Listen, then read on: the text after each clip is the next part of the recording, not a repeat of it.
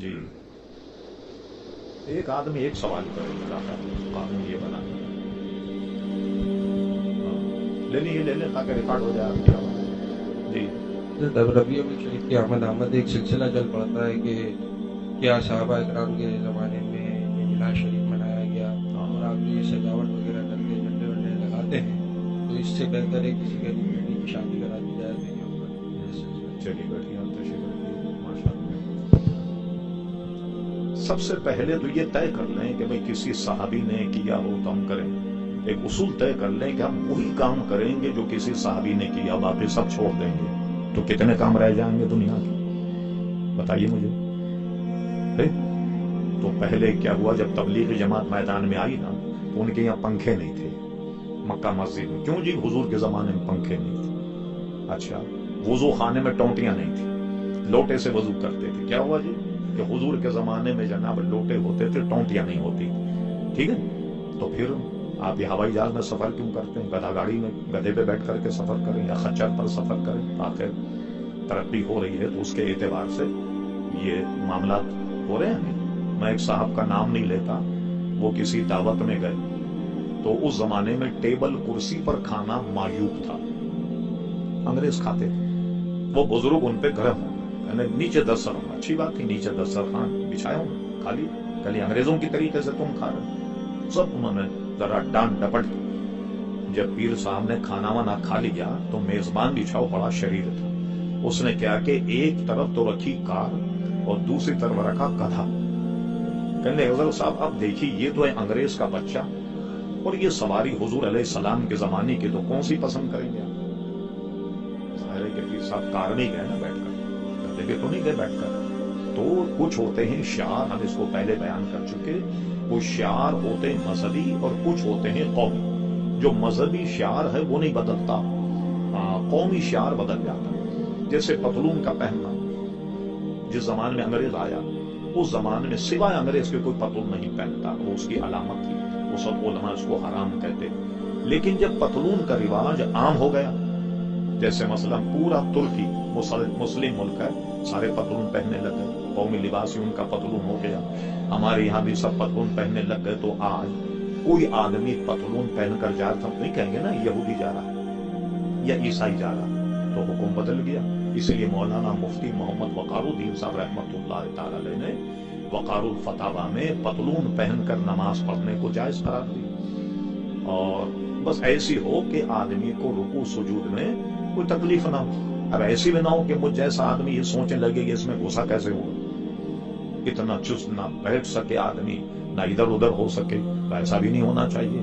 ٹھیک, تو آپ یہ طے کر لیں کہ جو کام حضور نے کیا ہے نا وہی کریں, باقی نہیں کریں گے. کچھ رہ جائے گا دین میں, کچھ نہیں رہ جائے. کیا ہوگا اس کا اصول سنیے. کیا اصول اس کا یہ ہے, یہ دو حدیثیں, ایک ہے حضرت ابو موسیٰ اشعری رضی اللہ عنہ اور ایک ہے حدیث حضرت معاذ ابن جبل. اس کی بنیاد حضور علیہ السلام نے, یہ دونوں یمن کے قاضی تھے اور دونوں حدیثوں کا مضمون تقریباً ایک ہے. وہ یہ ہے کہ حضرت ابو موسیٰ اشعری کو جب حضور نے قاضی بنایا, ان سے پوچھا فیصلے کیسے کروں. انہوں نے کہا پہلے میں قرآن مجید میں دیکھوں. خود حضور فرماتے اگر قرآن مجید میں وہ قضیہ نہ ہو تو فیصلے کیسے کرو, پھر حدیث رسول دیکھوں. ٹھیک, اس کا مطلب حدیث سے یہ پتا چلا کہ بے شمار مسائل بظاہر قرآن میں نہیں, وہ حضور کی سنت میں. فرمایا اچھا اگر حدیث میں بھی نہ ملے مسئلہ تو کیا کرو گے؟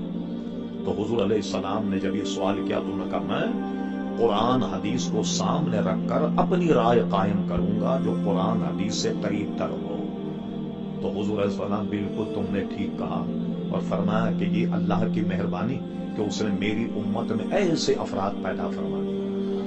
اسی کو تفقہ کہتے ہیں, سمجھے, اسی کو فقہ کہا جاتا ہے کہ قرآن حدیث کو سامنے رکھ کر جو درپیش مسائل ہیں ان کا جواب جو ہے وہ دیا جائے. تو یہ اگر اصول بنا لیں کہ جو صرف قرآن مجید کے فرقہ ہے نا ایسا جو قرآن میں بس اس کے علاوہ نہیں مانے تو کتے کا گوشت حرام قرآن میں کہاں, کیا خیال ہے, بلی چوہا بندر یہ حرام ہے کہیں قرآن مجید. ایک اصول بیان کر دیا اتنا شاندار. ہم نے جو اپنا حبیب بھیجا ہے نا تمہارے پاس, یہ طیب چیزوں کو تم پہ حلال کرتا ہے اور گندی چیزوں کو تم پہ حرام کرتا ہے. اور کتاب الاعتصام مشکا شریف میں یہ میرا حرام کیا ہوا بھی حضور فرماتے ویسا ہی حرام ہے جیسے اللہ کا حرام کیا ہوا. ٹھیک ہے، اللہ کے نائب ہیں، اطیع اللہ اطیع الرسول. تو اب آئیے، تو آپ کہیں جی صحابہ نے تو یہ نہیں کیا تھا. اچھا، اب میں آپ سے پوچھوں بنیاد، یہ محفل میلاد میں ہوتا کیا ہے؟ اگر آپ ہی کے منہ سے میں سنوں کیا ہوتا تھا؟ جی حمد و ثنا ہوتی نا. اچھا، حضور علیہ السلام نے حضرت حسان ابن ثابت کو ممبر شریف پر بٹھایا اور دعا کی اللہ تعالیٰ روح القدس کے ذریعے ان کی مدد فرما. تو ایک حدیث میں کہ حسان اپنے کلام کو سناؤ، اللہ تمہارے منہ کو نیچا نہ دکھائے، اور وہ حضور کی نعت سناتے. تو اگر یہ نعت سنانا میلاد ہے تو یہ تو حضور کے زمانے میں ہوتا تھا. اور صحابہ کرام علیہ رضوان حضور کا ذکر و اذکار کرتے تھے. تو میلاد میں اگر حضور کا ذکر و اذکار ہوتا ہے یہ بھی تو محفل میلاد. اب آپ کہتے ہیں جی جلوس نکالنا. جب حضور علیہ السلام مدینہ شریف گئے، چند دن آپ نے قباء شریف میں قیام فرمایا. یہ حدیثوں میں، تفسیروں میں، سیرت کی کتابوں میں بنہایت ہی وضاحت کے ساتھ یہ واقعہ موجود ہے. اہل مدینہ جہاں سے قافلے آتے ہیں نا قباء سے، اس کے راستے میں کھڑے ہوتے، انتظار کرتے. جب سورج غروب ہو جاتا تو فرماتے نہیں آپ اپنے گھر چلے جاتے. تو جس دن حضور علیہ السلام تشریف لائے تو اہل مدینہ نے پورا جلوس نکال کر حضور کا استقبال کیا. اور چھوٹی بچیاں جو ہیں انہوں نے وہ نعت پڑھی، طلع البدر علینا، یہ والی نعت انہوں نے پڑھی. تو حضور علیہ السلام کا استقبال تو انہوں نے جلوس سے کیا. ایک بات یہ جو احمد کہتے ہیں نا کہ صاحب وہ تو پوری صحاح ستہ میں دکھائی کہ جلوس یہ میلاد النبی. ٹھیک، اب صحاح ستہ کسی نے پڑھی نہ ہو اس کو کیا دکھایا جائے؟ کسی شخص نے خوب کہا تھا کسی زمانے مولانا لہجے میں کہ علم سیکھا پر دینداری نہ آئی، بخار آ گیا مگر بخاری نہیں آئی. صحاح ستہ کی کتاب ہے مشکا شریف.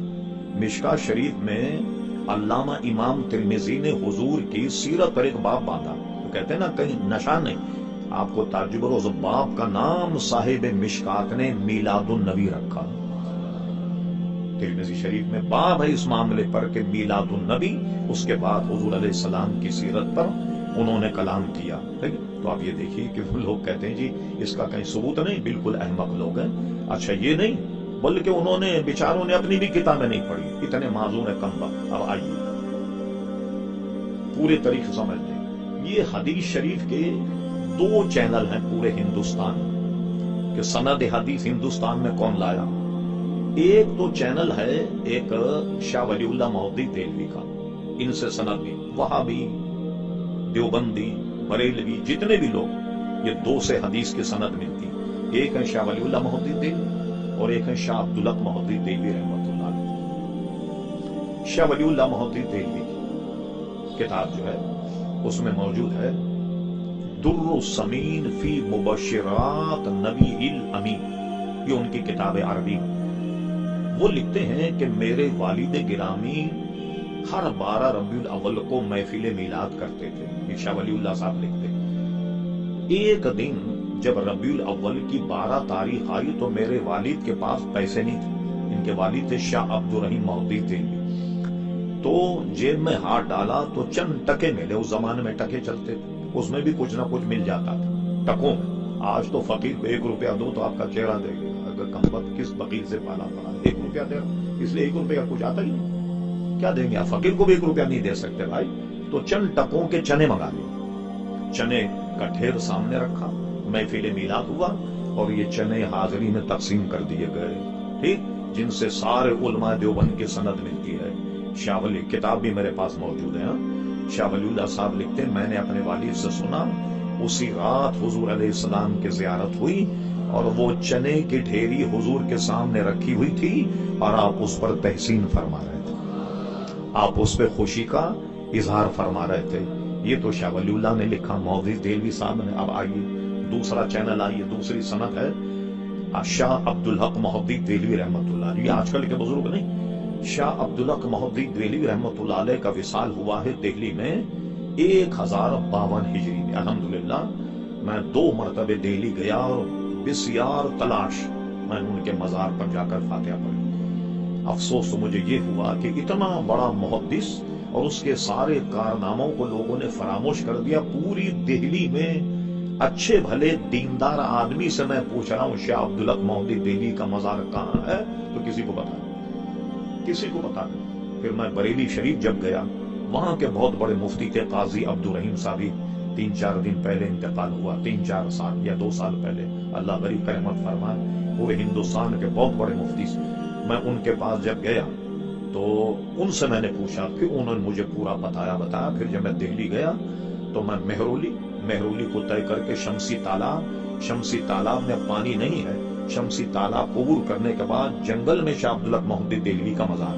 شمسی تالاب کی دہلی میں ایک تاریخی حیثیت یہ ہے, کسی اہل دل کسی بزرگ نے اس شمسی تالاب پر خواب میں حضور علیہ السلام کو وضو کرتے ہوئے دیکھا تھا, اس لیے اس کی تاریخی حیثیت ہے. شمسی تالاب کو عبور کر کے گئے تو جب دیکھا تو افسوس ہوا کہ گرد و غبار ہے. کسی زمانے میں عالیشان مقبرہ تھا, لیکن اس کے بعد وہ منہدم ہو گیا, دیواری بھی پختہ نہیں. پھر اس کے بعد دوبارہ جب میں غالباً شاید 91 یا 92 میں گیا تو کسی صاحب نے وہاں اچھا سفیدی اور مرمت کر کے صفائی ستھرائی کا انتظام کیا ہوگا. تو شاہ عبدالحق مہدی دہلوی کا میں نے ذرا سا تعارف کرا دیا.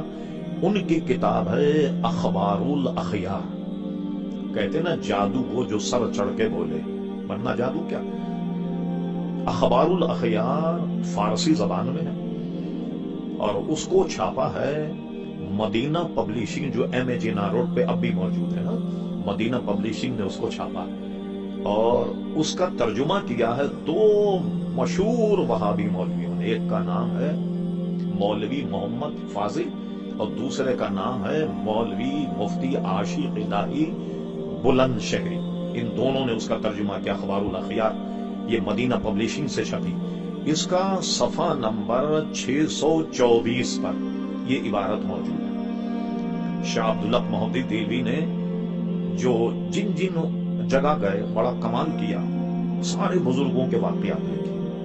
اگر 4 سطر میں واقعات ملے تو 4 سطر ہی لکھ دیا فلاں بزرگ اس میں پیدا ہوئے, اتنے سن میں ان کی وفات ہوئی. سب پر جہاں گئے, جس میں لاہور کے, ملتان کے, دہلی کے, جہاں بھی آپ گئے, پورا ذخیرہ ہے اخبار الاخیار. آخری میں انہوں نے اپنے حالات بھی لکھے کہ میں عبدالحق کون ہوں, میرے والد کا نام سیف الرحمان ہے, ہم ترکی النسل ہیں, بخارا سے ہندوستان میں منتقل ہوئے اور یہاں جب میں پڑھتا تھا سب اپنے واقعات لکھے کہ سبق میں اتنا منہمک رہتا تھا, جھکا کر کے جب پڑھتا تو کئی دفعے چراغ سے میرے بال جل گئے, آگ لگ گئی میرے سر میں وغیرہ. میں اتنا اپنے سبق میں منہمک رہتا. سارے واقعات لکھنے کے بعد آخری میں اللہ کی بارگاہ میں التجا کرتے, کہتے ہیں اے اللہ تبارک و تعالی, عبدالحق کے پاس کوئی عمل ایسا نہیں جو تیری دربار میں پیش کرنے کے لائق سمجھے. یہ ان کی عاجزی ہے.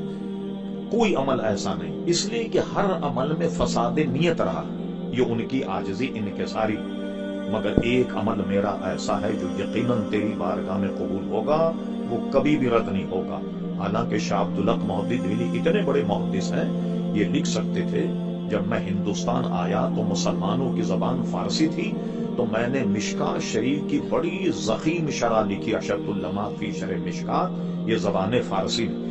اسی طرح فارسی میں کئی کتابیں, مثلا اس زمانے میں فارسی میں حضور کی سیرت پر کوئی کتاب نہیں, بڑے ضخیم 2 جلدیں مدارج النبوت کے نام سے فارسی میں شاہ عبدالحق مہدی دہلوی نے لکھی. آدمی جب کوئی کام کرتا ہے تو یہ سوچتا ہے کہ بھئی یہ ذخیرہ میں قیامت کے لے جا رہا ہوں. کہتے اللہ تعالیٰ میں نے جو حدیث پر کتابیں لکھی ہیں وہ میں تیرے دربار میں پیش کرتا ہوں جو میری نجات کا ذریعہ ہو جائے. میں نے بزرگوں کی سیرت پر اخبار الاخیار لکھی, یہ قبول فرما لی, یہ ذریعہ نجات ہو جائے. کچھ اور پیش کرتے, مشکات شریف کی شرح پیش کرتے, کچھ نہیں. انہوں نے کہا میرے پاس تو نجات کا کوئی ذریعہ نہیں, ہر عمل میں فساد نیت رہا, مگر یا ارحم الراحمین عبدالحق کا ایک عمل ایسا ہے جو یقیناً تیری بارگاہ میں قبول ہوگا, وہ یہ ہے کہ میں محفل میلاد کے وقت کھڑے ہو کر سلام پڑھتا. لائیے آپ میرے کتب خانے میں موجود ہے, کسی وہابی سے منگوائیے, تمہارے مولویوں کا ترجمہ ہے اور اس کو مدینہ پبلشنگ نے چھاپا اور جناب وہ میرے پاس موجود ہے اور صفحہ نمبر 26 اس کا نکالیے، 624 صفحہ نمبر، اس پہ شیخ محق نے یہ لکھا۔ اب سنیے نتیجہ۔ یہ بتائیے آپ، ایک عدالت میں مقدمہ چل رہا ہو اور گواہ آئے، جی آپ نے دیکھا ہے جو گواہی دی؟ آپ نے کہا نہیں، میں نے زید سے سنا۔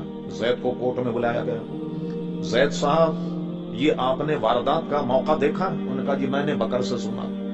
یہ بکر صاحب کو بلایا، بکر صاحب کہتے ہیں بھائی میرے سامنے تو ایسا کوئی واقعہ نہیں ہوا، اب مجھے بتائیے اگر گواہی میں ایک آدمی کراس کوسچن جس کو کہتے ہیں اس میں اگر لاجواب ہو جائے تو مقدمہ ثابت ہوگا؟ نہیں ثابت ہوگا۔